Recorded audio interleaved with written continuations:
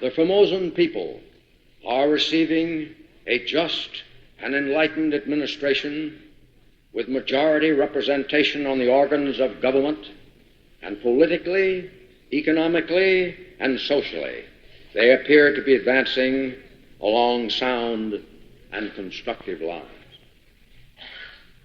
With this brief insight into the surrounding areas, I now turn to the Korean conflict. While I was not consulted prior to the President's decision to intervene in support of the Republic of Korea, that decision, from a military standpoint, proved a sound one.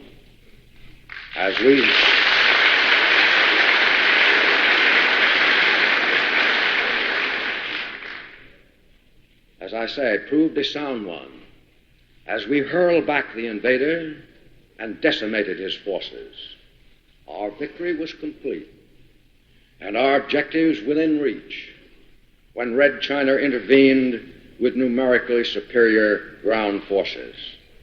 This created a new war and an entirely new situation, a situation not contemplated when our forces were committed against the North Korean invaders, a situation which called for new decisions in the diplomatic sphere to permit the realistic adjustment of military strategy.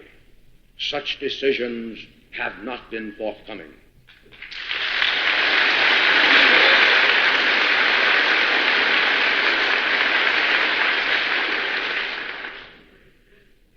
While no man in his right mind would advocate sending our ground forces into continental China, and such was never given a thought, the new situation did urgently demand a drastic revision of strategic planning if our political aim was to defeat this new enemy as we had defeated the old.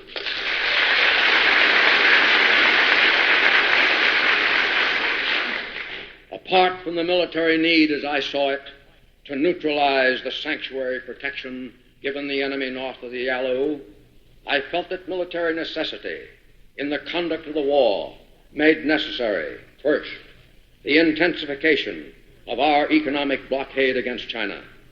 Two, the imposition of a naval blockade against the China coast.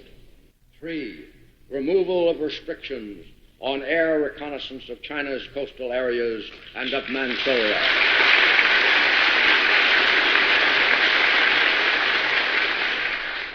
Four, removal of restrictions on the forces of the Republic of China on Formosa with logistical support to contribute to their effective operations against the common enemy.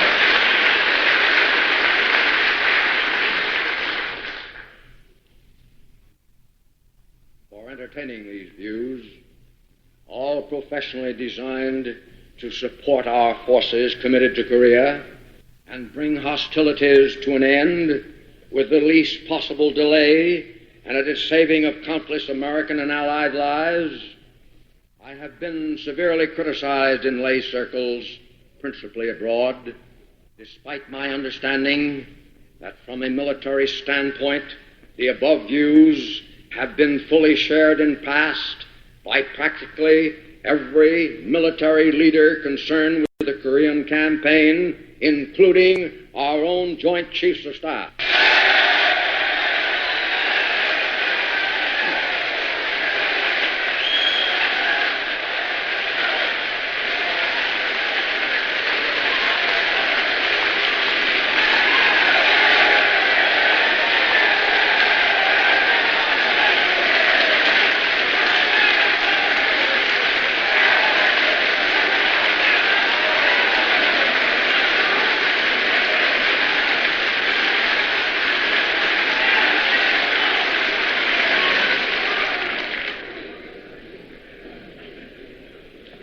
I called for reinforcements, but was informed that reinforcements were not available.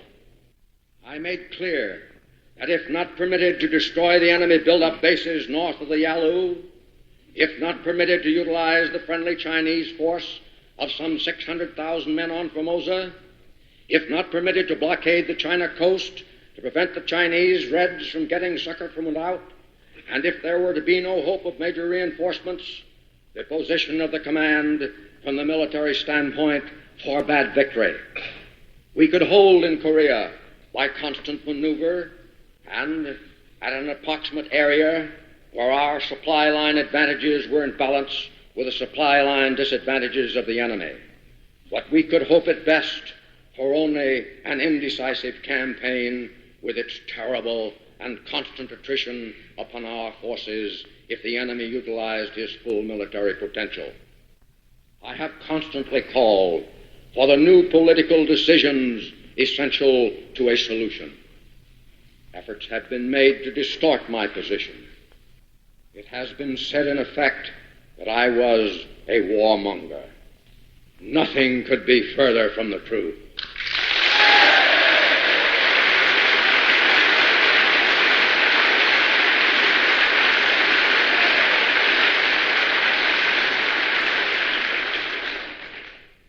I know war as few other men now living know it, and nothing to me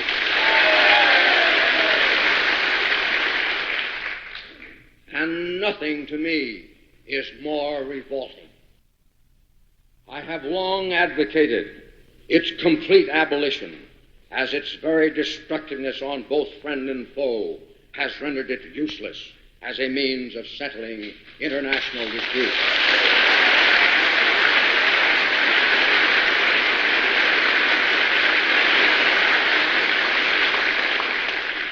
Indeed, on the second day of September 1945, just following the surrender of the Japanese nation on the battleship Missouri, I formally cautioned as follows.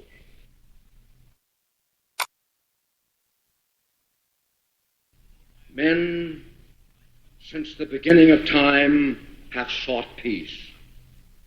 Various methods through the ages have been attempted to devise an international process to prevent or settle disputes between nations.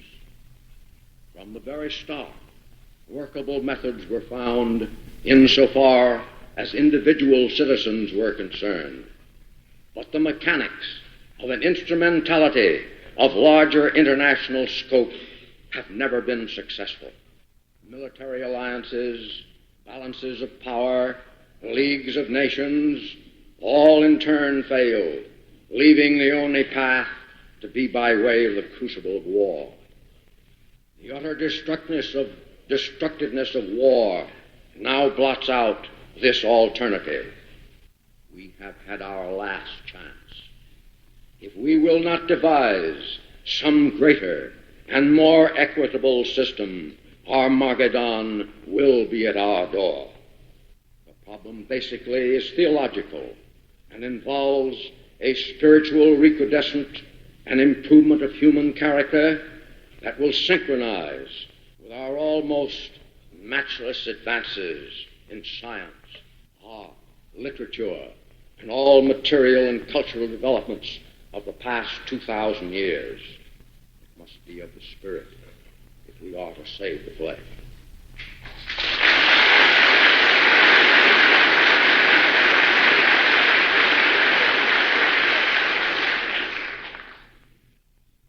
But once war is forced upon us, there is no other alternative than to apply every available means to bring it to a swift end.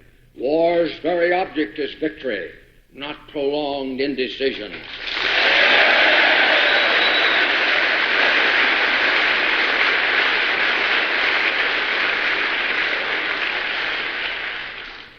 In war, there is no substitute for victory.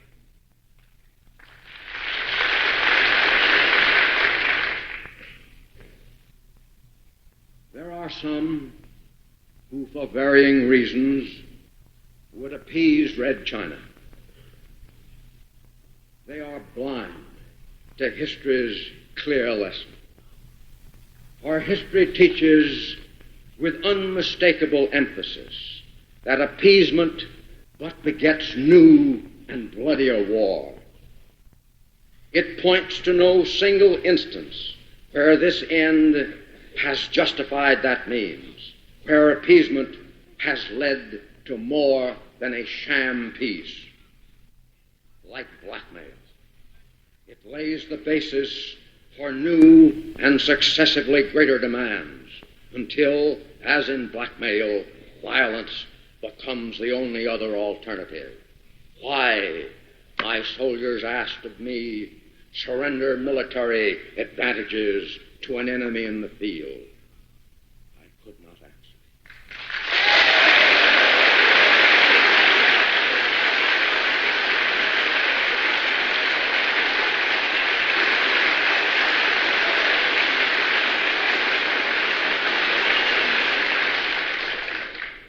Some may say, to avoid spread of the conflict into an all-out war with China. Others, to avoid Soviet intervention. Neither explanation seems valid, for China is already engaging with the maximum power it can commit, and the Soviet will not necessarily mesh its actions with our moves like a cobra. Any new enemy will more likely strike whenever it feels that the relativity in military or other potential is in its favor on a worldwide basis.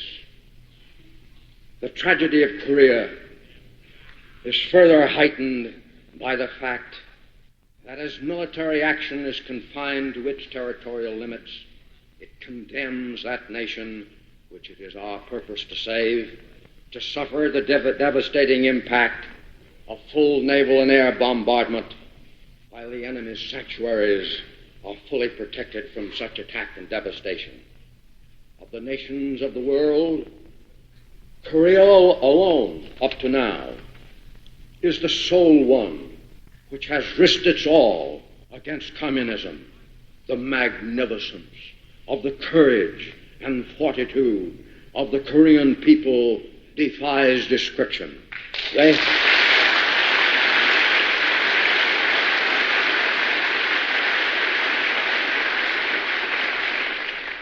They have chosen to risk death rather than slavery. Their last words to me were, "Don't scuttle the Pacific."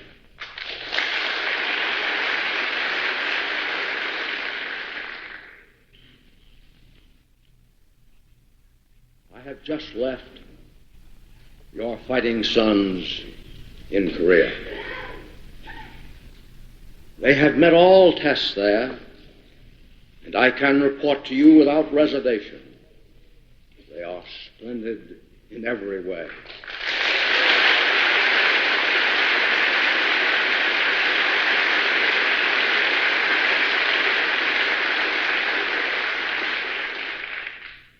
It was my constant effort to preserve them and end this savage conflict honorably and with the least loss of time and a minimum sacrifice of life. Its growing bloodshed has caused me the deepest anguish and anxiety. Those gallant men will remain often in my thoughts and in my prayers always.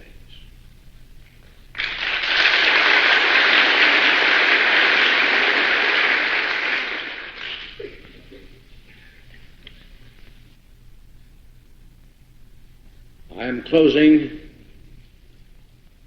my 52 years of military service.